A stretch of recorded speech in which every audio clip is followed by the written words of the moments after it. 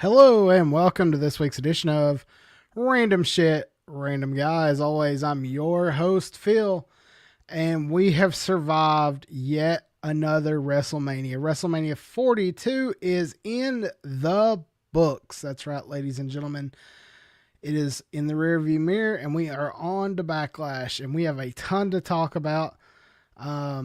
Before that, I wanted to say, fuck Barberville Online. If you're out there listening, I have had to restart my modem three times tonight alone. So hopefully I don't go down. If I go down, I'm sorry.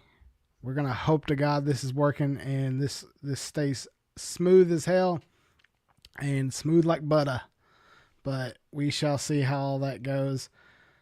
But yeah, wanted to let you guys know right off the top, make sure you like this video, subscribe, share it, post it on your X, post it on your Facebook, tell your friends, tell your lovers, tell everybody to come and hang out with us tonight here in live chat.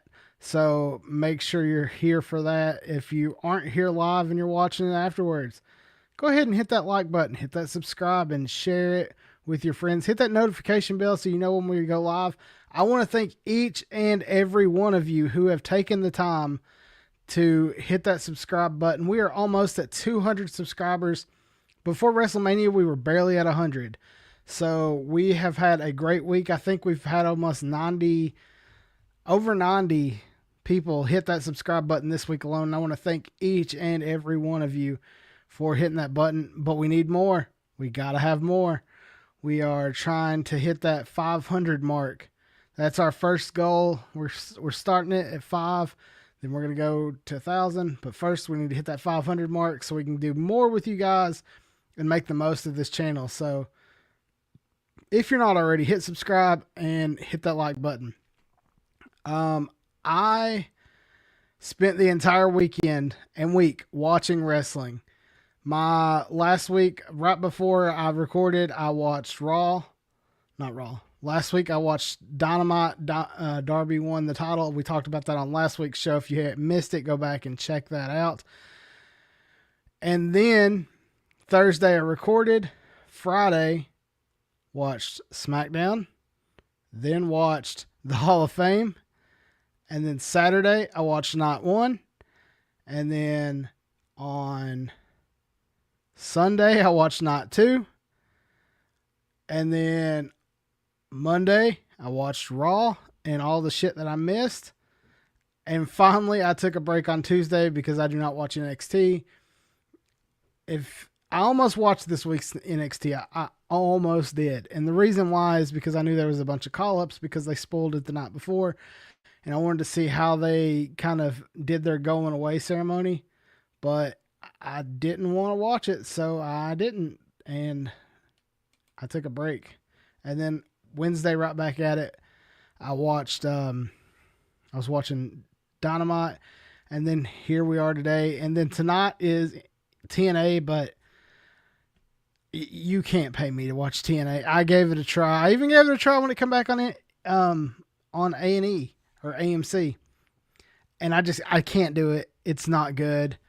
It's poor matches. I don't understand why it's so bad because it shouldn't be. It's almost back to the LOL TNA days, but it's not good. It's not great. So I just don't watch it. And tomorrow we got SmackDown, but that's not why you all are here. We are here to talk about WrestleMania. WrestleMania is getting bolstered for all kinds of things from WWE, but it's not because of their attendance, because they didn't break last year's record. They didn't make more money than they did last year. Their viewership was down. But one thing that was up was their ad time. Before I get into any matches, I want to break this down. This article comes from the USA Today. Let's see if they got the name of the person who did the work so I can credit them. Jordan Mendoza from USA Today posted an article saying WrestleMania 42 found time for everything, but how much was wrestling? So he sat down with a timer and timed this whole event, start to finish. And you would be surprised how little amount of wrestling, or if you watched it, you won't be. But this event lasted, this is a total, they put both nights together, 7 hours and 28 minutes. Out of that 7 hours and 28 minutes over 2 days, which was one was a 4-hour slot and the next was 3.5-ish. So that gives you your 728. I'm going to start with the pre-match time. So that took them 6 minutes, 38 seconds pre-match. That's your intros, all that shit. There was some promos, 17 minutes, 10 seconds. The introduction to the shows, 8 minutes, 25 seconds. Post-match activity, 43 minutes and 21 seconds. That's 7 matches. Divide that by 5, you get roughly 5 minutes per match, post-match activity. The entrances, 1 hour, 57 minutes and 30 seconds of entrances. One of those entrances was Trick Williams' entrance, which was fucking amazing looking, but fuck, it took him walking. It probably took him 10 minutes to get in the ring with that long ass train, and he had to keep pulling it because it was getting stuck or it was too heavy. I'm not sure. But out of that 7 hours and 28 minutes, we got a whopping 2 hours, 47 minutes, and 4 seconds of wrestling. That's out of 7.5 hours. That comes down to, let's see, he broke it into percentages. 37.29% of the show was wrestling. And you're thinking, oh, that's not horrible. Let's put that with the advertisement time of 1 hour, 27 minutes, and 52 seconds. They spent a total of 19.61%, 19.61. So almost half of the match time was ad time. That's not counting what they're in show apps like advertisements was. That was just the commercials. While you were watching the show, they had ads for every match. Every match was sponsored by something. One was Minute Maid. One was, it didn't fucking matter. If they had an inch of space on that screen, there was an advertisement on it. So far, so bad that they had a guy sitting at the fucking desk and he paid to be there. A billionaire paid to sit right beside Michael Cole. They didn't even give the guy a mic. They just said, as part of the on-location package, he's sitting with the commentary team during this next match. And it's like, what in the fuck is going on? So, the wrestling did make up the majority of the show, but it didn't feel like it because it was over 2 nights. That over 2 nights, like it was short match, long match, short match, long match. That's why it felt so fucking bad. And he got kicked off with it like that. And to me, night 1 felt like a fucking infomercial. It was, here is what night 2 could be. And this is what we're going to do. And while we wait, here's some matches.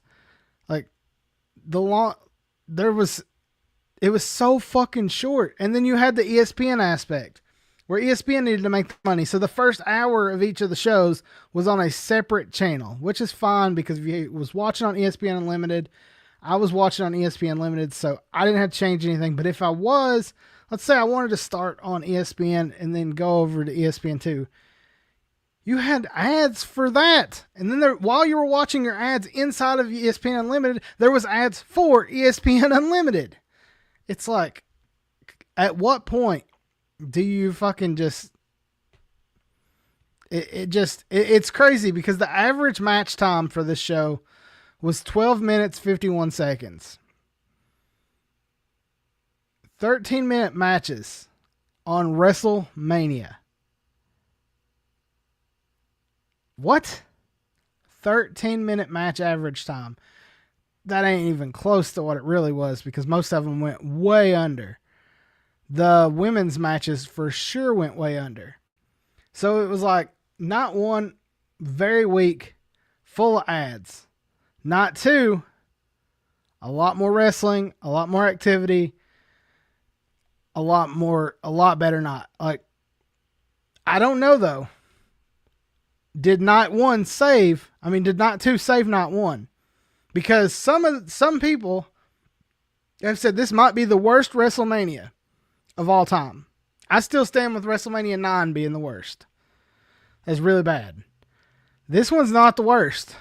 But if day 2 had followed the day 1, then yeah, no, I would have definitely not been on board for that. So, like I said,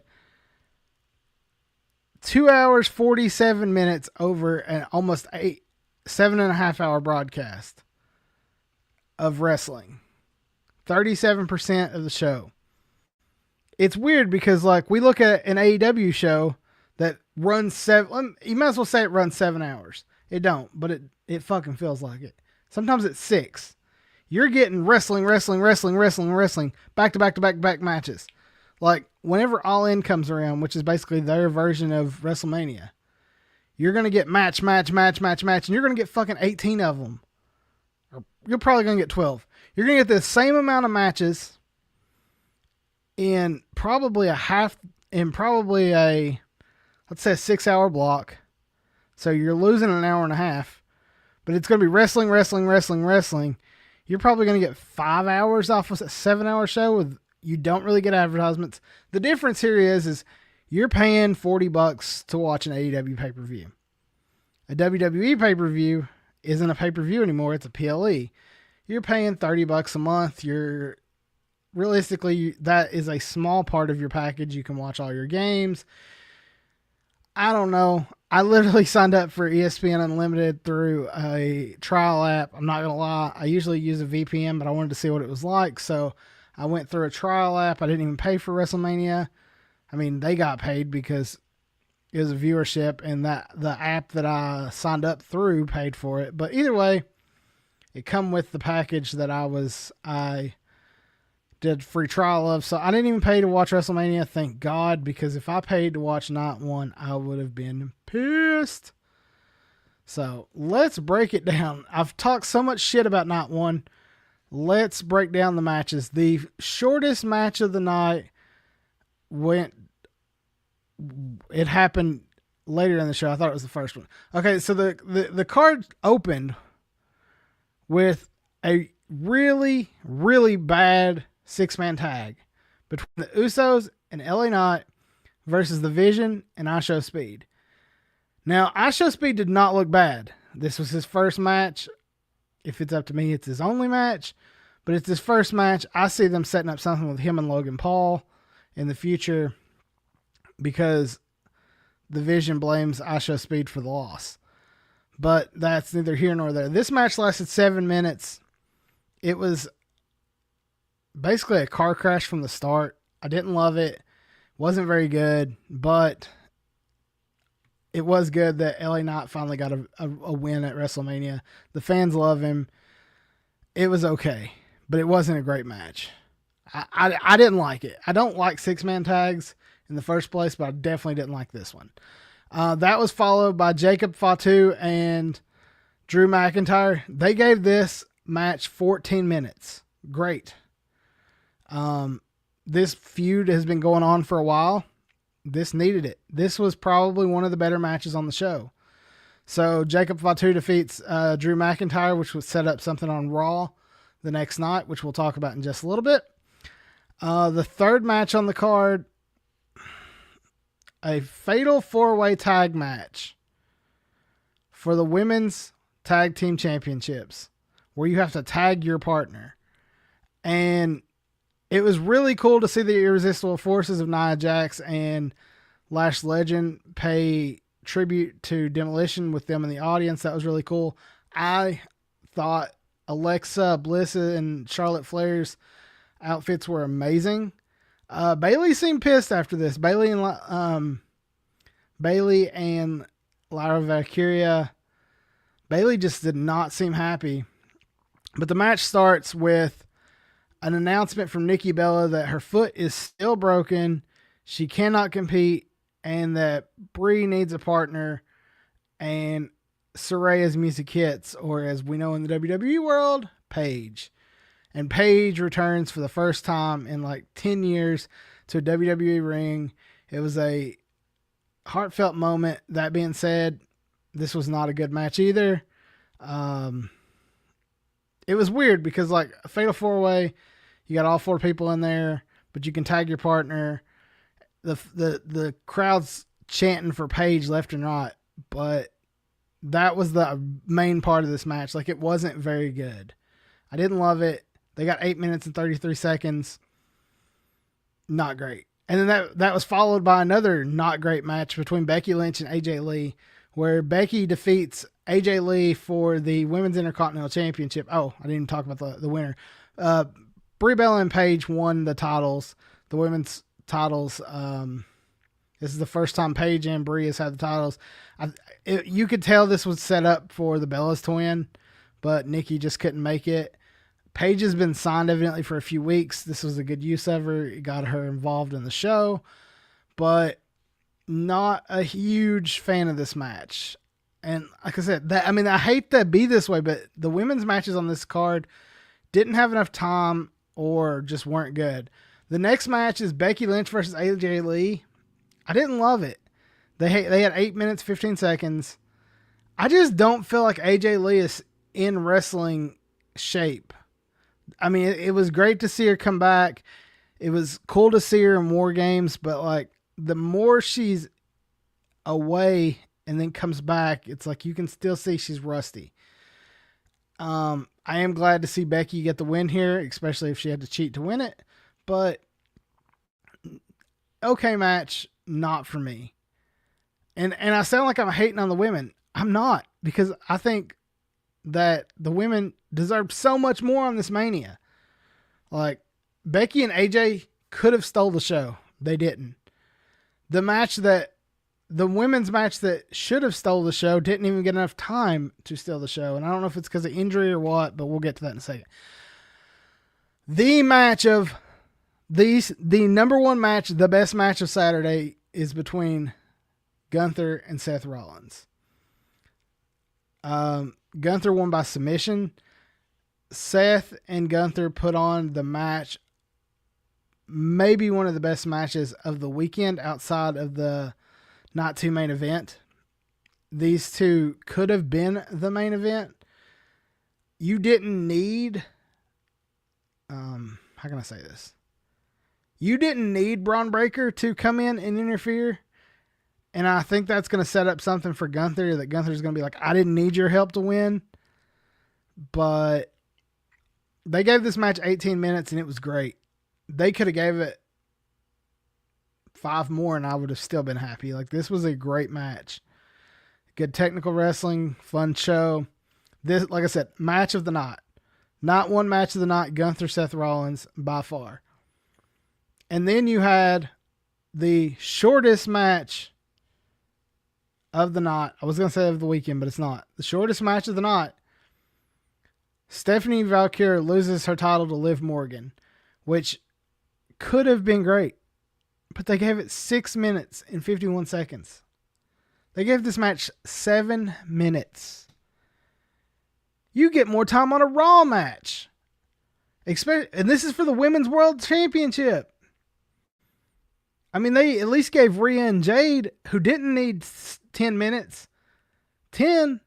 Like, swap their times around. Like, this, it just made no sense to me. But I am happy to see that Liv won the title. They needed more time to work. And I don't know if Liv had an injury. It just feels like every match, it's like, oh, we need some time. Oh, take it off the women's match, give it to the men. Oh, we need an advertisement break. Take it off the women's match, give it to add time. Oh, John Cena needs to talk a little bit. Take it off the women's matches. Like, that's how the weekend felt. And that's just WWE in general. They don't give the women a lot of time.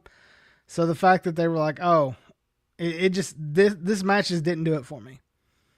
And it's not that it was a bad match. It's it didn't have time to even start to be a good match because they had 6 minutes. I had to rewind it because I went to the other room to grab a water and when I come back, I'd missed 2 minutes of the match and it was over. I was like, what the fuck? They're just getting started. Like that, it was just bad. And then that just continued into the main event. Cody Rhodes, Randy Orton, 22 minutes, 44 seconds. Whew. So this match starts off with Randy and Pat McAfee attacking Cody. And then it just turns into Pat McAfee finding a way basically to get rid of Pat McAfee, but also making Jelly Roll involved in it as well. To the point where Jelly Roll on his vlog is like, me and Pat had no business being there in this match. But Jelly throws the elbow and puts Pat through the table, which takes Pat out of the match. And then the match started. But before that happened, you killed 5 minutes. You basically gave that match about the same amount of time that you gave Gunther and Seth. And then it just wasn't great. And then you went with a Cody finish over Randy. Fine. I think Randy should have won that match. The fans wanted Randy to win that match. Cody is getting heat like crazy. And he's going to keep baby facing it up to the point where fans are going to turn on him like they did Cena. They already are, but they're definitely going to if it continues down that path. And then the match is over. Randy attacks Cody, fucks his whole face up, like broke his orbital bone. So we don't know really when Cody will be back. And then Randy's holding the title, and then the feed cuts out, and the show's over. So it's like so fucking confusing. It's like, what happened? Like, you don't really, it just made no sense. And that was the theme of night one. This show doesn't make sense, but let's watch some more ads. Brought to you by DoorDash. Brought to you by Minute Maid. Brought to you by Drumstick. Like, but by God, you couldn't have a table without a Slim Jim logo on it. Like, and I get it. That is the TKO way. They do it in the UFC for everything. Like, they literally sold front row tickets where you could get your name put on the fucking mat. Greenface guy had his, and like, I knew what it was because they do it in the UFC, but a lot of people was like, what is this square dots on the square? Because you couldn't see what the fuck it was. And then he took a picture of it. It was people's name as part of the on location package. And then they cut that up and then they give it to him. It's a nice little thing for that person. Lets them be a part of the show, but you're not really part of the show. Excuse me.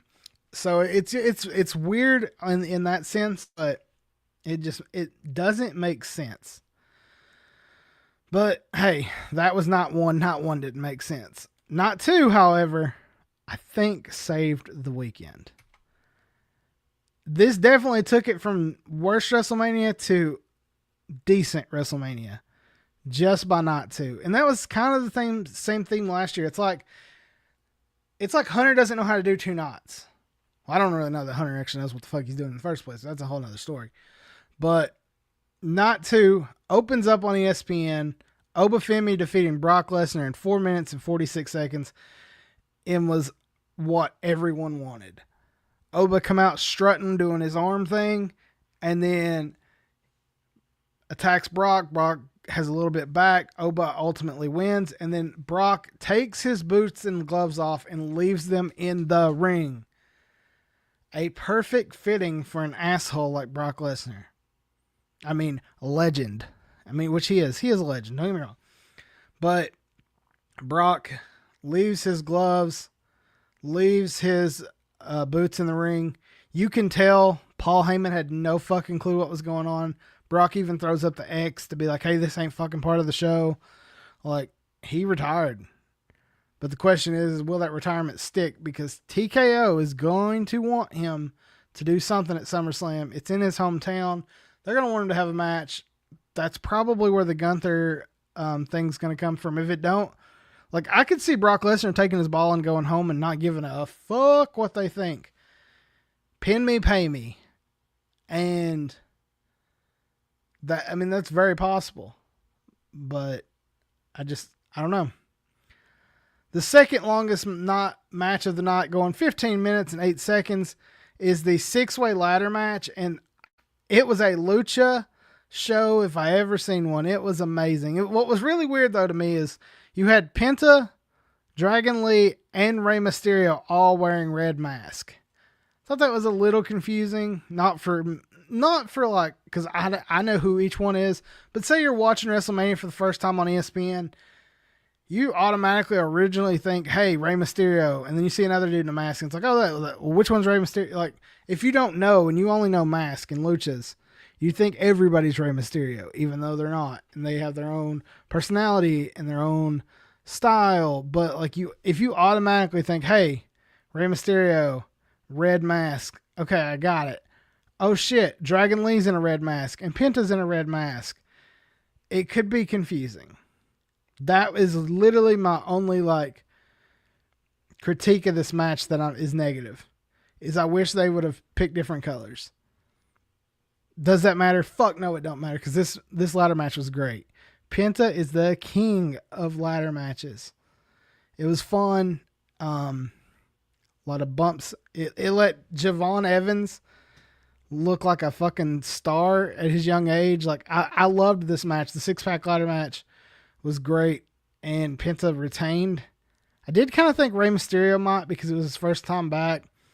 Would have gave him. Don't think he's ever held the title, which could have set up something with him and Dominic down the road. Maybe setting up their retirement later this year. I don't know. Could have been title versus mask. Fuck if I know. There were so many options.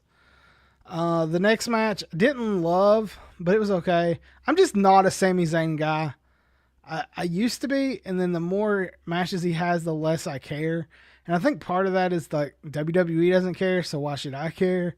But you had Trick Williams with Little Yachty defeating Sami Zayn. That was a fun 7-minute match. It literally went 10 seconds longer than 17 seconds longer than the women's world title, which is insane. Like, the women's world championship should get more time than the U.S. championship. Like, let's face it. And it was weird that they had the U.S. championship and the Intercontinental championship on the same night. I know there were two completely different kinds of matches, but still a little weird. That was followed by a street fight, which got announced earlier that night, that Dominic Mysterio and the Demon, Finn Balor, were going to be in a street match, because Dom's like, I didn't sign up to wrestle the Demon. And they're like, fine then, it's a street fight. 10 minutes, fun match. I thought Dom would win, but Finn needed to win this so they can further the story along. I think it would have been cool had they put the AAA title on, the Mega Championship on the line, let Finn win that, and then Dom win it back at, I don't know, whatever the next big AAA show is. That would have been cool. But you did get, like I said, Dom getting pinned by Finn. Good match. Like I said, there's not been a bad match that first night. The only one I didn't love was the Trick Williams and Sami Zayn, but I didn't hate it.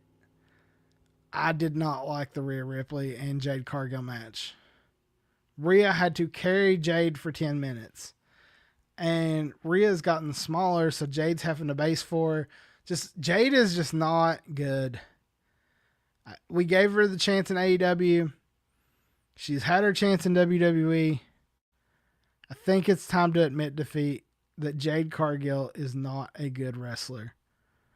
But I am glad to see that Rhea Ripley got it back a title. It feels like she just had one, but it had been over a year.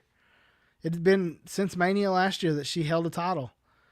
I mean, she had tag titles in between them, but never a world championship. It is kind of weird, though, to see that she's going to be going to SmackDown and breaking up her and Io's friendship, which I think they should have had something that kind of ended the Io story at Mania. I think it should have been Io Sky versus Asuka versus Kairi Sane. And I think that would have been a good way to put a bow on that story, and then you got Rhea leaving, so Io's on her own again. Maybe Io with Kyrie again. Like, who knows? Like, it's just weird to see that Io Sky was held to a run-in on this match as opposed to having her own moment at WrestleMania. And then it ended with what might be the best, and I can't believe I'm saying this with Roman Reigns involved, the best WrestleMania main event in the last 15 years. I'm going like that because I don't want to say ever, because I don't think it was the best main event ever. But in the last 15 years, it's definitely the best of the last 15. That's for fucking sure. So, like, it started with an awesome promo package with CM Punk sitting on the roof with AFI playing his Ring of Honor music. He's got the white jacket on. I just wish to God they would have just held that music all the way through. Which, I mean, either way, like, I was popping like a fucking fanboy. I was like, hell yeah, AFI raw. Fucking awesome. Like, that was fun, man. And they take the second he hits his watch. Like, I do miss when the It's Clobbering Time was just part of the thing, but it is cool that it's its own thing. And then it hit the In Living Color. Like, Cult of Personality is going to be what they play every time. Now, I would not have been against them playing AFI the whole way down. I loved that he paid tribute on his jacket to his friend Bo. I love that he put all the people that they lost this last year. He had Larry above his heart, like, and on the back he had Harley Race. Like, he even did the teeter-totter spot that Harley Race did, but I don't think Roman knew what the fuck he was doing and kind of just pulled him back in the ring. But it was a great fucking match, man. And Roman winning was needed. Like, it was time for a change. My only problem, and it's not a problem yet, if Roman Reigns becomes a part-timer throughout this title reign, I will be pissed that he won this match. Now, after the show, he said, I'm here for the summer. I'm not a part-timer. They've already set up stuff on Raw. Like, there is a good chance that we're going to see Roman Reigns stick around, and I'm hoping for that. So, like I said, not 2 I loved, not 1 I fucking hated. And it seems like that is the consensus. That is the number one thing going around. Like, the fact that not 1 was ads. I guarantee you out of that, what did I say on the ad time? I've got it right here. I would say out of I lost it. I just had it. Anyways, I would say out of those ads from that 1 hour and 30 minutes, I would say, I wouldn't doubt if there was almost an hour of them that first night. Like, it felt like the second night moved much faster. I might have been wrong, but it felt like night 2 was a lot smoother. I still don't feel like they learned their lesson, which that's the TKO way. TKO should stand for drain the bank. It should be draw every penny. Like, that's what Nick Khan does. He draws every penny. He sucks all the life out of it, and then he just kind of goes from there. I did want to talk about one more thing about WrestleMania, and that was the WrestleMania security. And it was really weird. I didn't go, clearly, but from everything you saw, it looked, because of the fact that TKO is draining the fans of every penny they can, they've also raised the price of the meet and greets. Used to, when you'd go to a WWE show, you would get free meet and greets, affordable meet and greets. That's not a thing anymore. You buy individual meet and greets. You know who you're meeting. You know what time it is. You know how much money, like, it's going to cost, like, and you know it's not going to be cheap. And I think, as well as some of these superstars think as well, that because TKO is charging so much for meet and greets, fans are trying to find any fucking way they can to interact with the stars, to meet the stars, to get an autograph. It's not a new thing that they're saying at the airport. It's not a new thing that they're standing at the hotels. The problem is it's getting worse. And I think part of the problem with WrestleMania the last 2 years is they've had an official sponsor hotel where they've told the fucking fans where these people are staying. The difference is last year's hotel added security. They were like, if you weren't supposed to be here, get the fuck out. If you're not staying here, get out. If you're not, your room's not on the same floor as theirs, get the fuck off that floor. Like, there was security. This year, there was no security. To the point where Booker T had somebody follow him into the bathroom at the MGM Grand. And he says, the fans were definitely off the chain in Las Vegas. I love my fans, man. I really do. I need to tell you guys right now, you need to understand what the guys go through sometimes and live in their space. Seeing them out there working like crazy and they come in and you disrespect them with their kids, their wives, their families, and then something happens. One of the guys get upset about it. We're human, man. We're only human. After the show like that, it's like Don Johnson used to say in Miami Vice, the show is over, the show is over. Give the guys a little bit of a break. Give them some space at certain times because it's truly taxing. We definitely need better security at the MGM. Needed better security at the MGM Grand this year.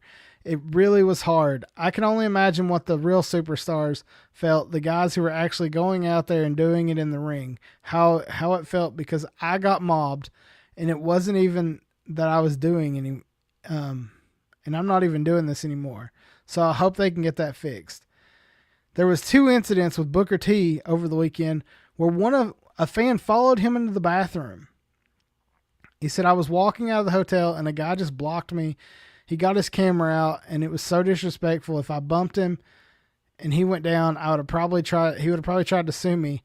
So much goes into stuff like that. The reason why the superstars don't want to put up with themselves put themselves in a situation where somebody's going to cry wolf. They're camped out everywhere. You couldn't walk anywhere. They were following you. In the bathroom, I remember the guy literally filming me and says, hey, Booker. And I'm just walking because I was so mad that he was filming me in the bathroom. Like, how disrespectful. And then a fan got his phone broken by CM Punk. And people were trying to blame Punk. But really, he was filming AJ Lee and Bailey. And just a little out there. And the fan was like, hey, it must have been a bad day. Because, Punk had just lost the title, but really Punk was like, hey, get the fuck out of our face, man. Like, and I do not blame him a bit. Like, he's gone on record several times. AJ Lee is his wife. They're both very close with Bailey. Like, Bailey and AJ was hugging when this happened. Stay the fuck out of their face. Like, you do not have a right to get in their face. You do not have a right to show up at their hotel. You do not have a right to be at their, anywhere. Like, once the show's over, the show's over. If you want to wait outside the gate on an autograph, you're probably not going to get one these days, but you might. I don't think that's as bad because you're at the venue. I mean, I've waited on autographs at baseball games on the fence before the game by the dugout. You're in the venue. Everybody knows why you're there. I think that's okay. What the problem is when you carry a stack of fucking pictures and 8x10s or cut out the Funko windows and like, hey, it's for a kid, or hey, like, you're selling that shit. And you're meeting these people at 2:00 in the morning because you tracked their fucking plane. That's not okay. It's never okay. Or you found out, hey, they're staying at this hotel. Like, just because you know where the WWE hotel is does not give you the right to go there unless you're staying there. And if you are staying there, guess what? You want your safety there. They want their safety there. If you see them in the fucking hallways, you're going to the room. Hi, how are you? Be respectful. Don't ask for a fucking picture. If they're in the bar drinking and you're drinking with them, maybe then, but like, don't follow them to their fucking hotel. Don't do any of that shit. And it's on WWE. Like, TKO should have security with these people. And I think it's going to come to the point where now that you've got people asking for buses in their thing, I think you're going to see people asking for security, especially after this weekend. Next year shouldn't be as bad because it's going to be in Saudi Arabia. But I mean, you've got SummerSlam coming up in Minnesota. I mean, there's cards there. The thing is, the show must go on. There's new shows every fucking day. Hell, WrestleMania ends on Sunday. Raw after WrestleMania is on Monday. Like, it's just part of the business. And WWE and TKO needs to spend a little bit more money and protect their superstars. That's all I'm going to say.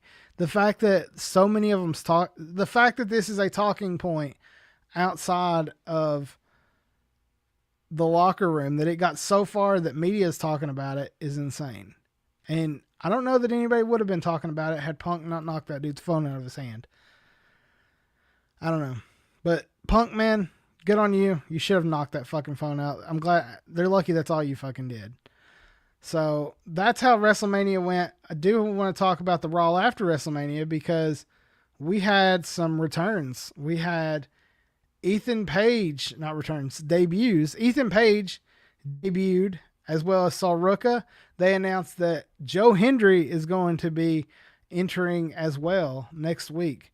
Originally, Joe Hendry was scheduled to be part of SmackDown, which I kind of wish he was because I don't watch SmackDown as much, and I'm not a huge Joe Hendry fan. I've said his name like 4 times. I'm so glad he didn't appear. Ha ha ha ha. Yeah, but anyways, the Raw after was great. It was, I was so happy. The one thing I didn't like was Oba coming out and he's like, says 2 words and drops the mic. Like, that was really weird. I think the fans are going to love him. Let him talk. Let him, if you don't trust him to talk, give him a manager. I know, God forbid WWE has a manager these days, but he doesn't need one. He can talk. He's done it on NXT. He's proven on NXT that he can hold a title. Like, I wouldn't doubt you see him hold one of the WWE championships before the end of the year.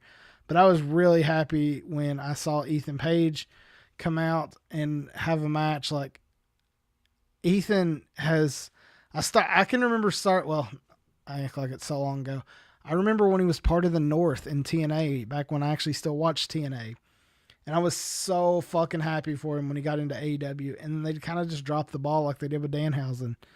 And then finally he got out. And he got off his contract and then was back within like days in WWE. Like, that was great. So I'm so happy for Ethan Page.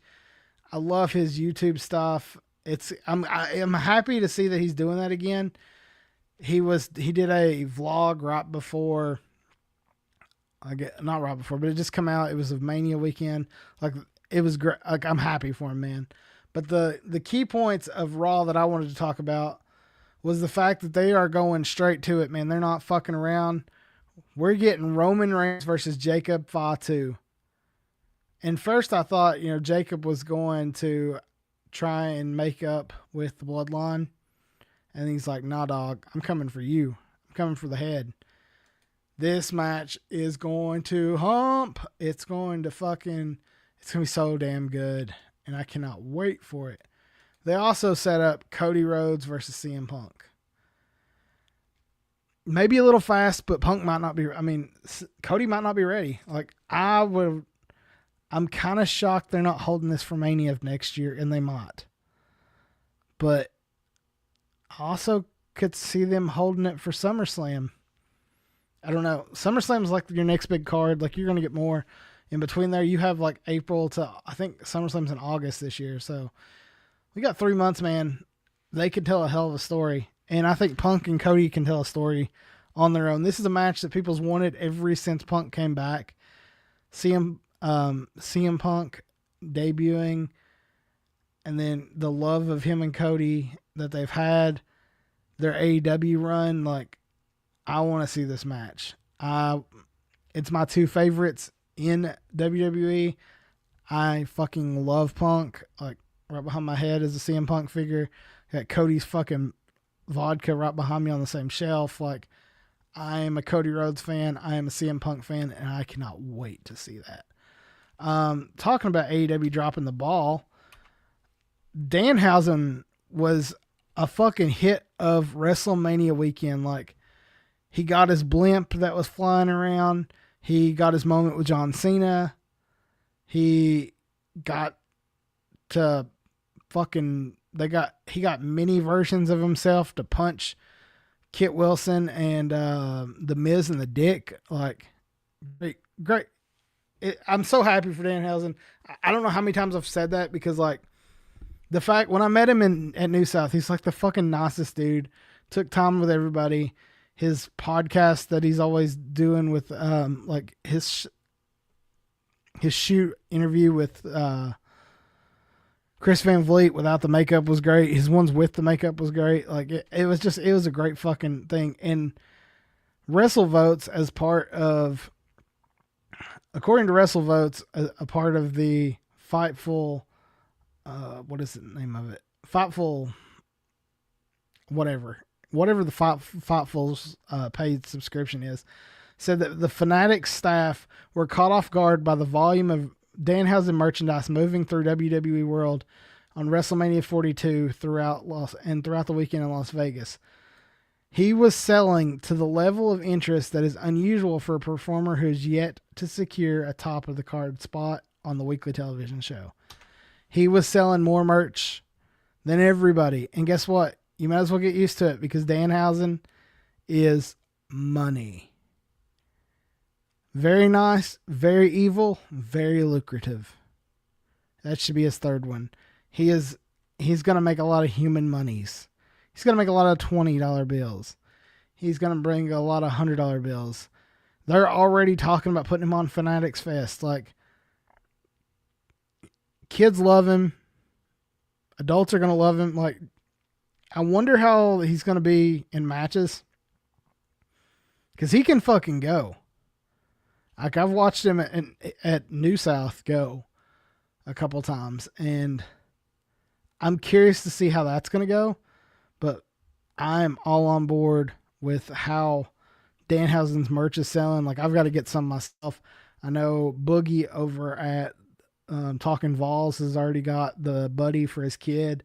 Like, I cannot wait until San Diego Comic-Con when they put out a Danhausen figure through Mattel. I held out on AEW, and I missed it. I really wanted the Ring of Honor figure because it had the teeth.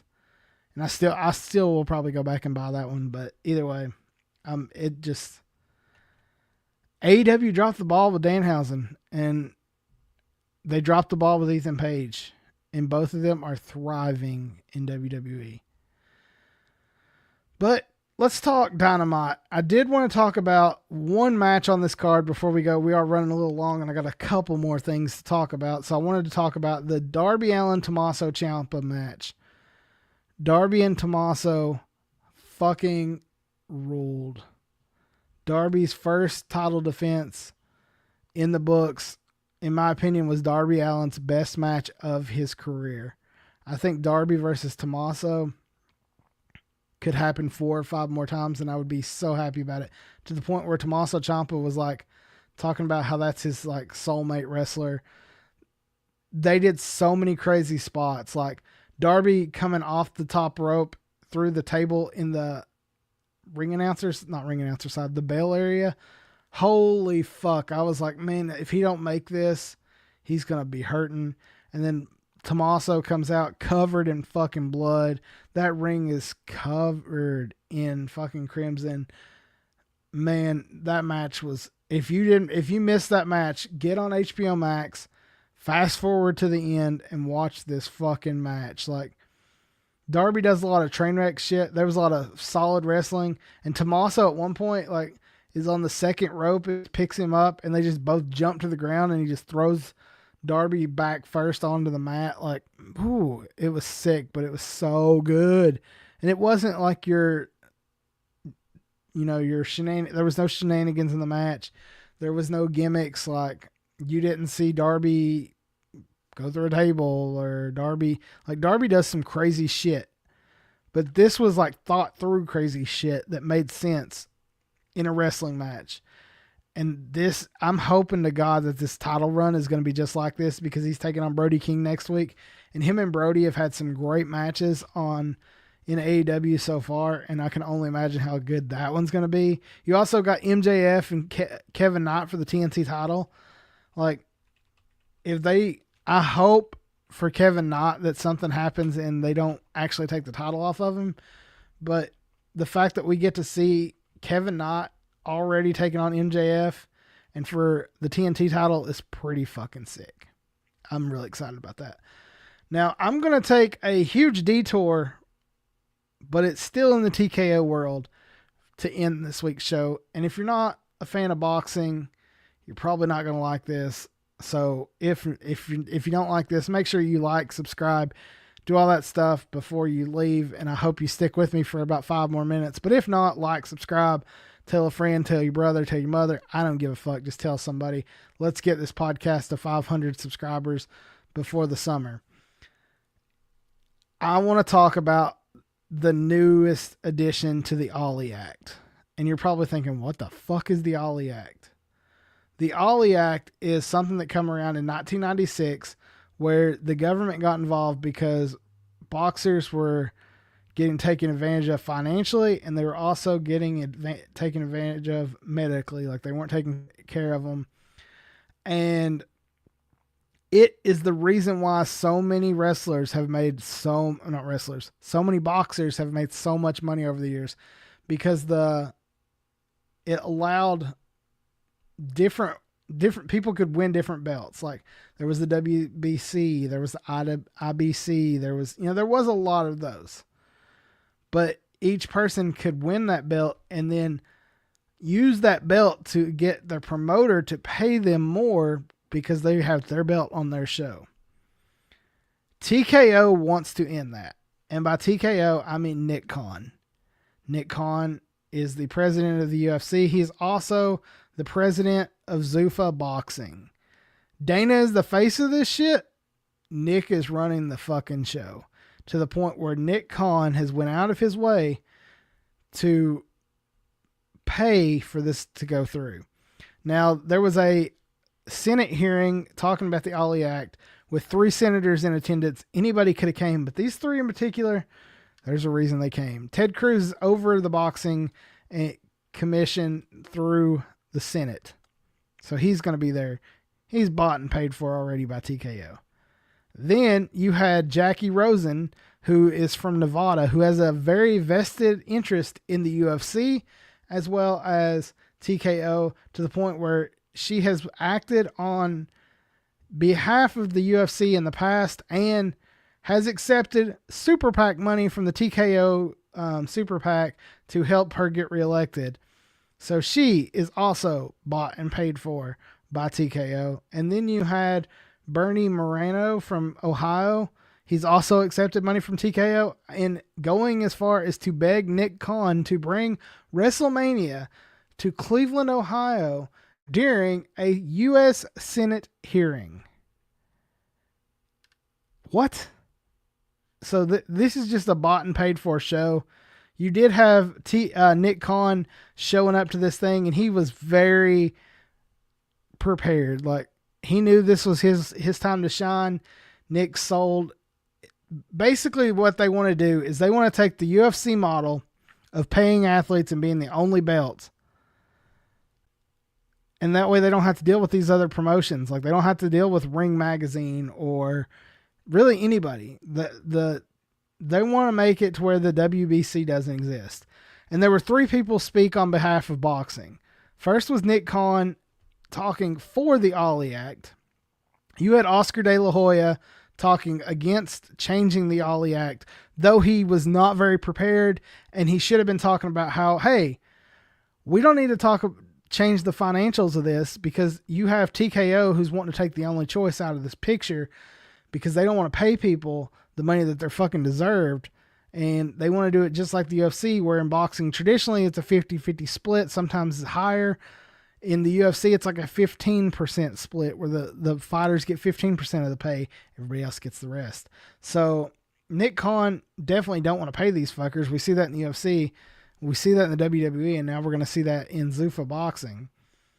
Oscar De La Hoya, he's not a good representative of boxing. And it's sad that he's the guy who showed up. But the one guy who made the most sense standing for boxing was Nico Ali Walsh. He is the grandson of Muhammad Ali. He is a boxer. And he's against this act to the point where he said, please take my grandfather's name off of it. If you can't tell, I'm an Ali fan. Right above my head, there's Muhammad Ali standing over Joe Frazier. Like, I love Ali. I'm a Kentucky boy, man. Like, what do you expect?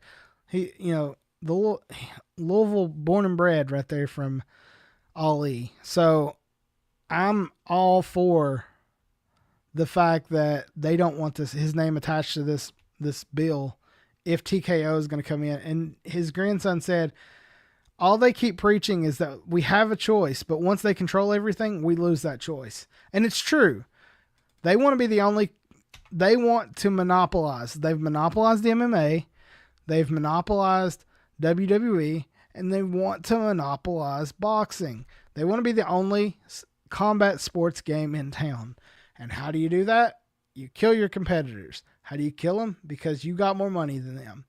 And you wait till they're gone, and then you go in for the kill, you take all their money, and then you just start charging everybody like crazy. Like, I'm working on an idea of doing something about TKO from UFC 300 leading up to the Freedom 250 card at the White House. Like, hopefully I can get that done before the card in June, but I want to do like a history of including, how they came into getting the UFC, how they ran the UFC financially, and then how they picked up the WWE, how they've done that, how they've started Zuffa Boxing, how they picked Connor Benn off of Matchroom Boxing. Like, they've done a lot of sketchy shit, and they're going to continue to do a lot of sketchy shit because that's who TKO is, and that's money's all they care about.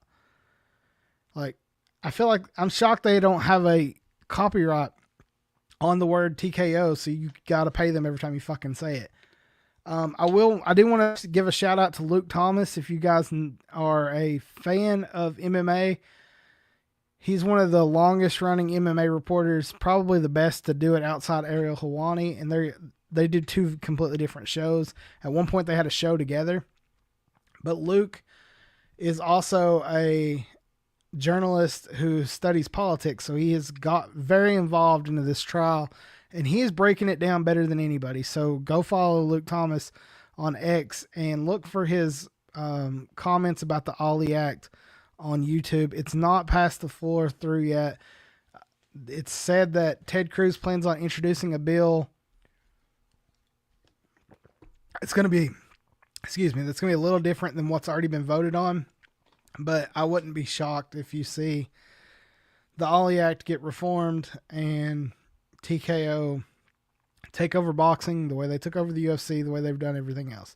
They made sure there is no government regulations inside of They made sure there's no government regulations inside the UFC. They're going to want it to happen in Zuffa Boxing. They want it to happen in WWE.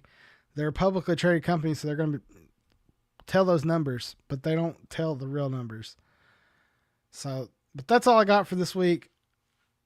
I wanted to get you guys, I try and get you guys out of here in under an hour. So thanks for sticking with me. If you haven't already, hit that like button on this video. It helps us be found. If you got some hot points you want to throw our way, give them our way. Let's get this video out to as many people as possible.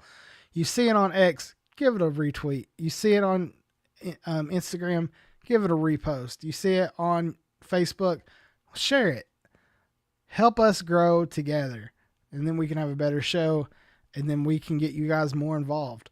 That is my goal. I want to have a full chat room and talking about this stuff because I want to talk about what you guys want to talk about. In order for that to happen, we got to grow. We're almost 200 subscribers. I want to thank you for that. If you guys are checking out the all of our other videos, make sure you hit like, subscribe, notification bell. You know how it goes. But thanks, guys, for coming out, and I will see you guys next week.